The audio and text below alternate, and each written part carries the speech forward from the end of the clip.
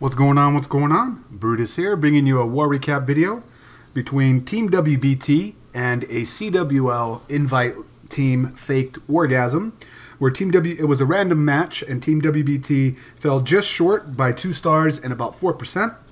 Congrats to Wrgsm. The breakdown was they had I believe two extra 11s on their side.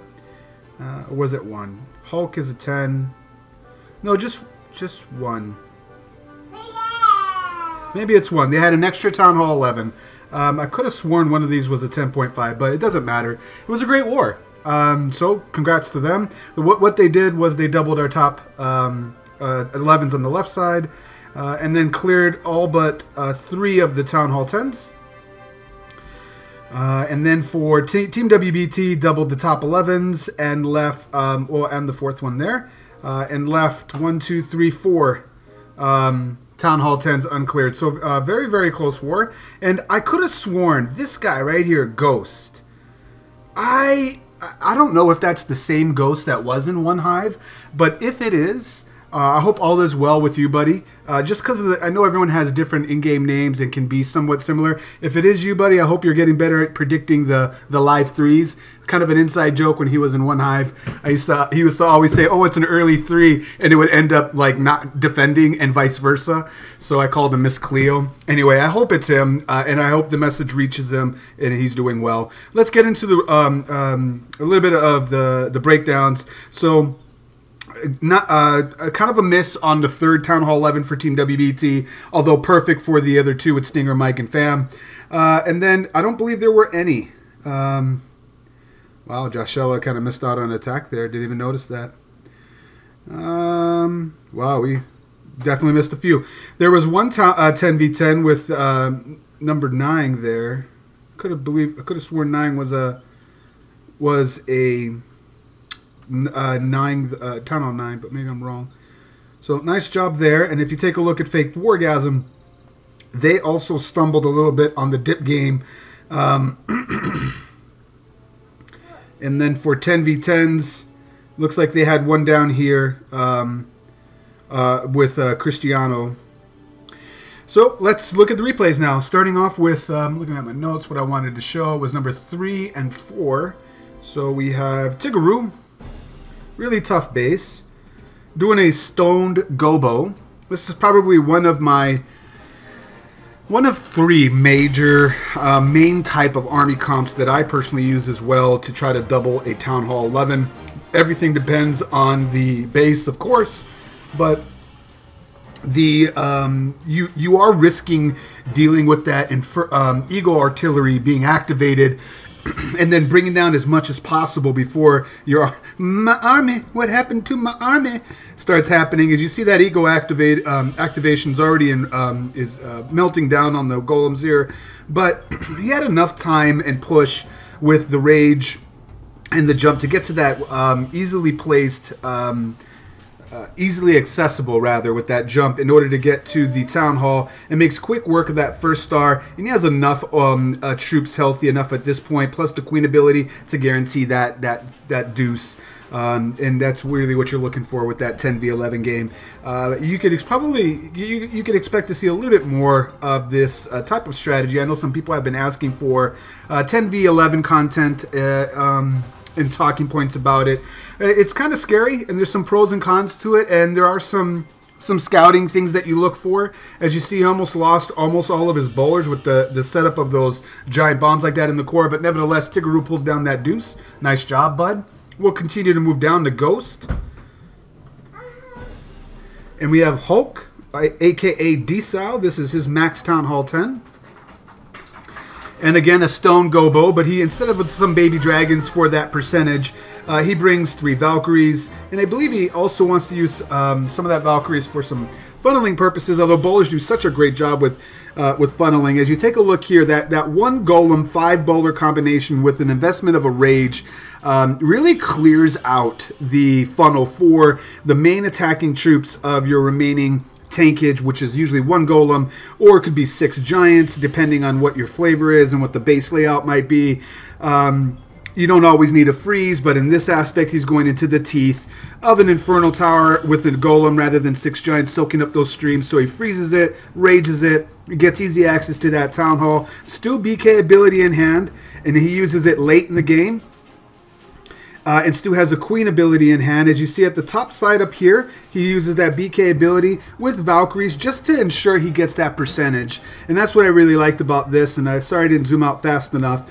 But it was a pretty well-handedly decided double attempt from Hulk here. Hulk smash! Every time I see him doing that, I was like, really? You have an account named Hulk. I should call him David Banner. Back out of here.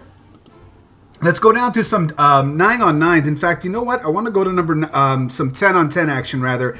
I missed this in my notes, so I got to show this 10-on-10 3. It's pretty nice. 8 and Nani also had a 10-on-10 3 in our current war. So did that just ended. That'll come separately in a few, probably in a day or so here.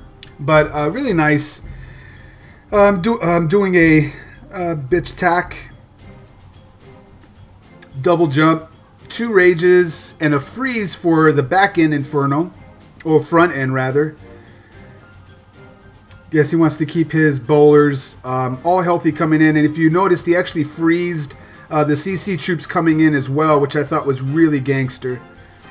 And the Queen is done. He freezed the Infernal, the Queen, and the CC all at once. I thought that was really nice. He's got just the right amount of combination of bowlers and witches on the outside, and only a handful. I mean, he has 1 witch or Larry Maker up in the core, but the most important part is this Queen's ability is still in hand. So he's able to muscle off the remaining Infernal Tower, which posed any true threat to his bowler witch combination coming around the outsides here. And with that ability in hand that he used on the Infernal Tower, it was able to take away some of that splash, minus the Immortar at the bottom here that you can see as we zoom in. He's still got a marooned witch with a sliver of health working on the lava wall, and finally the Larrys come through to help her out and get that altar. But the witch themselves with their projectiles, although not very strong, because there's so many of them. I mean, he has 5 on the outside witches remaining, so really nice 10-on-10 3 right here. Let's back out. And then let's get into some 9-on-9, continuing with that themed witches. Let's go to Dcell with his Shattered WBT. Kind of a toss-up depending on the base if you want to do 2 rage or rage heal. So you almost always bring 2 jumps for this attack though. And also, instead of using, I know Witch Slap is out there a lot with the healers behind. It really depends on the base. I mean, coming on this side, he's entering, a lot of people think it's spam.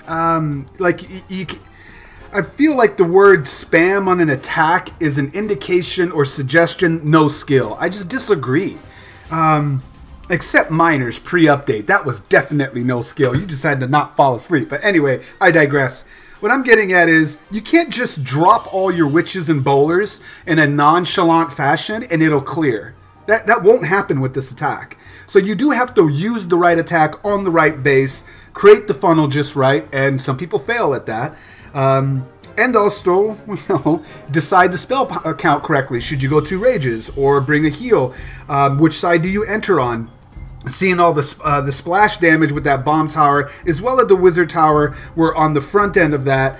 The back end of that, he decided to enter from the opposite end, and then rather than using healers, he had sweepers blowing that way. So you dump the 2 healers, and you bring 2 golems to take a lot of that point defense as well as splash defense from wizard towers and mortars on that side, so that when they get to this part of the base, he has 1 splash defense to deal with, and then just a wad of Larrys coming over, 3 healthy witches still coming over, Queen ability still in hand, which is enough to finish off any true threats the remaining cleanup army has going on. We'll go to ×2. So just some things I wanted to comment on about how people believe Witch Slap requires no skill. You got to use it on the right base. It's crazy. Let's bounce out of here. I mean, if it really required no skill and it was spam, you'd see it on every single Town Hall 9, and we simply don't see that. So let's go down to number 15 rather. We have Dcell doing a stoned WBT.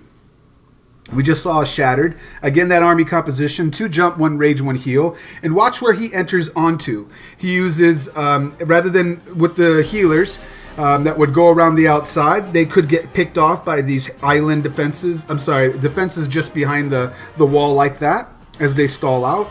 Air defenses like that, but he decides to go, and I usually lean this way as well with a shattered approach versus healers, again base specific, but he uses the golems to tank some of that splash defense. As you take a look down here, this mortar is locked onto the golem before it gets into finally the blind spot, but at this point there's too many Larrys coming at it and wizards follow that it doesn't really pose a threat to those healers, and they witches, and they remain relatively untouched the rest of the way through. That same philosophy and analogy was applied at the top side, where he had golems tanking in for the most part to go towards that splash damage, and then a really scary moment right here, as you see, although he has so many witches on the top side, they're coming around the bend to a wizard tower. Now the wizard tower is being distracted by the BK and the and the bowler in the middle with his queen ability stew in hand. He's able to jump over through that side. And Yin pop the ability so that these wad of Larry makers at the top don't die, coming around the corner and finish up the rest of this base. So really nice execution and decision of where to enter this stoned double jump WBT. Was really nice, and great illustration of the things you look for base specific wise as he bags an ability in order to use this type of an attack effectively at Town Hall 9. So really enjoyed those things. Hopefully you guys enjoyed those raids and talking points. Once again, it's Brutus reminding you, you got to be better than a double, and I will check you next time.